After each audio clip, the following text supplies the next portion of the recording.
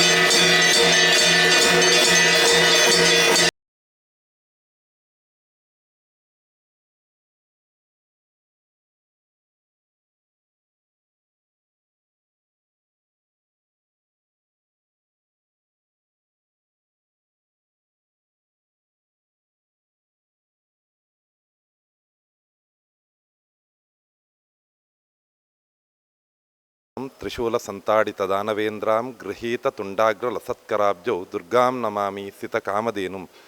ಮಹಿಷಮರ್ದಿನಿ ದುರ್ಗಾ ಪರಮೇಶ್ವರಿ ದೇವರನ್ನ ಸನ್ನಿಧಾನಡು ಇನ್ನಿತ ದಿನಟು ದೀಪಾರಾಧನೆ ದೀಪೋತ್ಸವನ ದೇವರಿಗೆ ಅರ್ಪಣೆ ಮಲ್ತದ.